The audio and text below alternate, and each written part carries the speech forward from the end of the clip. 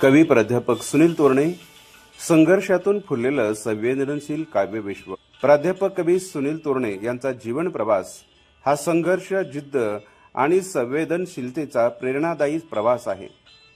अत्यंत गरीब कुटुंबात जन्म झाला. घरची परिस्थिती हलाखीची. 18-20 दारिद्र्य, सामाजिक उपेक्षा आणि अनेक अडचणी यांचा सामना करत बालपण व्यतीत केलं. मात्र प्रतिकूल परिस्थितीसमोर हार न मानता त्यांनी जिद्दीनं जीवनाचा मार्ग निवडला. त्यांच्या आयुष्यातील सर्वात मोठा आधार म्हणजे त्यांची आई. आईनं अत्यंत कष्ट करून कुटुंबाचा संसार सांभाळला. स्वतःच्या सुखदुःखाचा विचार न करता तिने मुलांच्या शिक्षणासाठी अथक परिश्रम घेतला. आईच्या त्यागातून आणि संघर्षातून सुनील तोरणे यांनी चिकाटी, परिश्रम आणि माणुसकीचे धडे घेतले.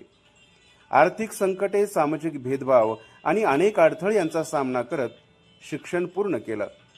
समाजातील विषमता, अन्याय, उपेक्षा आणि वंचिताचे दुःख त्यांनी जवळून अनुभवलं आणि या अनुभवांनी त्यांच्या मनावर खोल परिणाम केला.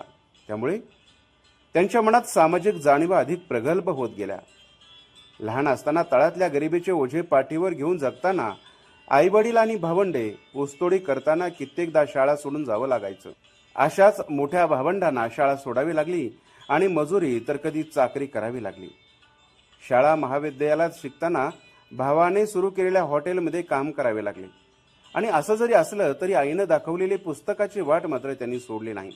पुस्तकाने जगण्याला अर्थ प्राप्त होतो हा मंत्र आपल्या काळजावर कोरून भुकेची कळ पोटात दाबून शिक्षणाची वाट धरली. आणि म्हणूनच संवेदनशील मन आणि जीवनातील कटुगोड अनुभव यांना अभिव्यक्ती मिळाली ती कवितेच्या माध्यमातून. मनातील वेदना, संघर्ष, आशा, स्वप्ने आणि समाजातील वास्तव त्यांनी आपल्या शब्दातून मांडायला सुरुवात केली. त्यांच्या कवितांमध्ये सामान्य माणसाचे जीवन, सामाजिक प्रश्न, मानवी मूल्ये आणि परिवर्तनाची आस प्रभावीपणे व्यक्त होते. त्यामुळे त्यांच्या कविता वाचकांच्या मनाला थेट स्पर्श करतात. प्राध्यापक कवी सुनील तोरणे यांच्या साहित्य प्रवासाने आज एक महत्त्वपूर्ण टप्पा गाठला आहे. त्यांच्या 2 कविता संग्रहाचे प्रकाशन झाले असून साहित्य विश्वात त्यांची स्वतंत्र ओळख निर्माण झाली आहे. त्यांच्या कवितांमध्ये जीवनातील संघर्षाचे वास्तव आणि आशावादाचा प्रकाश त्यांचा सुंदर संगम दिसून येतो. त्यामुळे त्यांच्या साहित्याला वाचकांचा उत्तम प्रतिसाद लाभत आहे. आज सुनील तोरणे हे केवळ कवी नसून संघर्षातून यशाचा मार्ग निर्माण करणारे व्यक्तिमत्व म्हणून ओळखले जातात. अत्यंत प्रतिकूल परिस्थितीतून पुढे येत त्यांनी आपल्या लेखणीच्या बळावर साहित्य क्षेत्रात स्थान निर्माण केलं आहे. त्यांचा जीवन प्रवास अनेक युवकांसाठी प्रेरणादायी आहे. त्यांच्या साहित्य सेवेचा आणि काव्य निर्मितीचा प्रवास भविष्यातही असाच यशस्वीपणे सुरू राहो. लेखक श्रीकांत देशमुख यांनी प्राध्यापक सुनील तोरणे सरांच्या दिवस घर बांधून राहत नाहीत या नुकत्याच प्रकाशित झालेल्या कविता संग्रहाचे अत्यंत मोजक्या शब्दात यथार्थ रसग्रहण केलं आहे. ते लिहितात, अतिशय वेगळ्या वळणाची, कृषीजन परंपरेच्या तळातील माणसांची भाषा बोलणारी, त्यांच्या हक्काची मागणी करणारी सुनील तोरणे यांची कविता आहे. झोपडीचं पोट खुरप्याने शिवणारी आई, मी उद्याचं पुस्तक होईन, मजुरीचा मुठभर उजेड, तोडकऱ्यांच्या पदराला बांधलेली सांजवेळ, गावाचा मोहिंजो दडव, तहानभूक, स्वातंत्र्यगीत गाणार नाही अशा वेगळ्या प्रतिमामधून बोलणारी ही कविता फुलांचा आदिम दरवळ वाचकांच्या मनात निर्माण करते. मराठी भाषा परंपरेचं पूर्ण भान ठेवून कवी स्वतःला संताशी जोडून घेत वर्तमानातल्या कष्टकऱ्यांच्या हक्कदारीची मागणी या कवितेतून करताना दिसतो. तेव्हा गद्य लयीतून येणारी ही कविता एखाद्या पोहड्यासारखी वाटून जाते. भुकेला असणाऱ्या भुकेची भाषा या कवितेला कळते. राबणारे आईवडील आणि ऊसतोड करणारे तोडकरी यांचे काळ्या मातीचे आणि शेतशिवाराचे जग हेच कवीचं भावविश्व आहे. या विश्वाच्या हुंकारातून आकाराला आलेली ही कविता उशाला बांधून ठेवलेल्या नितळ मानवी स्वप्नाबद्दल बोलत राहते. या बोलण्यात असणारी सहजता या कवितेला एक प्रकारचा नैसर्गिक भाव प्रदान करते. कवीच्या कवितेच्या जगातील बाया माणसे खेड्यातील अधो विश्वातील माणसे आहेत. मजुरीच्या मुठभर उजेडात आयुष्य कंठणारी माणसं आहेत.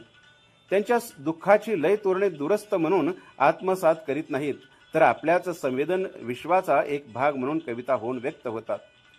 त्यामुळे ही कविता जैविक दृष्टीने अधिकच एकजीव होऊन बोलताना दिसते.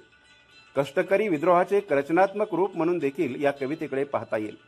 परंपरेकडून आधुनिकतेकडे जाताना वाढणारे शोषणाचे स्थायित्व कवीला अस्वस्थ करून जाते. त्यामुळे परंपरेला परंपरा म्हणून कुरवाळत बसण्याचा या कवितेचा स्वभाव नाही.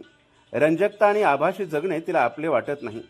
पोटाला चिकटलेल्या भुकेची भाषा बोलताना थोड्या दीर्घ स्वरात ही कविता बोलत जाते तेव्हा श्रमिकांच्या वेदनेचे एक जग समोर घेऊन येते. जात्याचे भरून आलेले डोळे जसे या कवितेतून दिसतात आणि फडातून घाम गाळत फिरणारा श्रमिकांचा हातही दिसतो. कष्टकऱ्यांच्या जगण्याच्या समग्रतेला कविता घेऊन पाहणारी कविता समकालीन कवितेत स्वतःची पायवाट निर्माण करणारी आहे. लेखक श्रीकांत साहेबराव देशमुख यांनी अतिशय सुंदर असा हा लेख प्राध्यापक कवी सुनील तोरणे यांच्या कविता संग्रहावर लिहिला आहे. नवीन कविता संग्रह दिवस घर बांधून राहत नाहीत, प्राध्यापक सुनील तोरणे या नवीन पुस्तकाचे प्रकाशक आहेत prime publishing house, Pradeep Patil. मुखपृष्ठ केला आहे जितेंद्र साळुंके यांनी, तर ब्लर्ब लिहिला आहे श्रीकांत देशमुख यांनी. पुस्तकाच्या नोंदणीसाठी संपर्क करा. फोन नंबर आहे 7420008464. प्राध्यापक सुनील तोरणे.